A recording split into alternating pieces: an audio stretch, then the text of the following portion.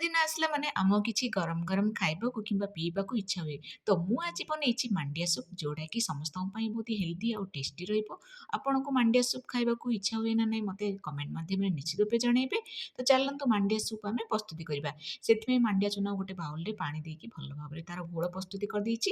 ତାପରେ ଏପଟେ gas on କରି କଢ଼େଇ ବସେଇଛି, ସେଥିରେ ତେଲ ଏଡ୍ କରିଦେଇଛି, ଜିରା, କଞ୍ଚା ଲଙ୍କା ଦେଇଦେଇଛି। ସେ ଫୁଟିଲା ପରେ ରସୁଣ, ଅଦାକୁ ଛୋଟ ଛୋଟ କାଟିକି ରଖିଥିଲି ତାକୁ ଏଡ୍ କରିଦେଇଛି। ପିଆଜ ଦେଇଛି, ପିଆଜ ଭାଜି ହେଇସାରିଲା ପରେ ସେଥିରେ ସବୁ ଭେଜିଟେବୁଲ୍ସ ନେଇଛି, ମାନେ ମୁଁ ଫୁଲକୋବି, କ୍ୟାପ୍ସିକମ୍, ଗାଜର, ବିଟ୍ ଏସବୁ ନେଇଛି। ଆପଣ ଚାହିଁଲେ ବିନ୍ସ ବି ନେଇପାରିବେ, ସୁଇଟ୍ କର୍ନ ନେଇପାରିବେ। ଏସବୁ ନେଇକି ଭଲ ଭାବରେ ଭାଜିଲା ପରେ ମୁଁ ଲୁଣ ଏଥିରେ ଏଡ୍ କରିଦେଇଛି, ଟମାଟୋ ବି ଏଡ୍ କରିଦେଇଛି। ଟମାଟୋ ଏସବୁ ଭେଜିଟେବୁଲ୍ସକୁ ଅଳ୍ପ ଭାଜିଲା ପରେ ମୁଁ ଏଥିରେ ଦେଇଦେଇଛି ପନିର। ତାପରେ ମୁଁ ଏଥିରେ ପାଣି ଏଡ୍ କରିଦେଇଛି। ପାଣିଟି ଫୁଟି ସାରିଲା ପରେ ମୁଁ ଏଇ ଘୋଳ ଯୋଉ ମାଣ୍ଡିଆ ଘୋଳକୁ ପ୍ରସ୍ତୁତି କରିଥିଲି ତାକୁ ଏଥିରେ ବି ଦେଇଦେଇଛି। ଦେଇସାରିଲା ପରେ ଫୁଟି ସାରିଲା ପରେ ଏଥିରେ ଗୋଲମରିଚ ପାଉଡର, ଧନିଆ ପତ୍ର ଦେଇଦେଇଛି ଆଉ ଲେମ୍ବୁ କିଛି ଦେଇଛି। ମୋର ପ୍ରସ୍ତୁତ ହେଇଗଲା ମାଣ୍ଡିଆ ସୁପ୍। ଭିଡ଼ିଓଟି ଯଦି ଭଲ ଲାଗୁଛି ଲାଇକ୍, ସେୟାର, ସବସ୍କ୍ରାଇବ୍ କରିଦେବେ।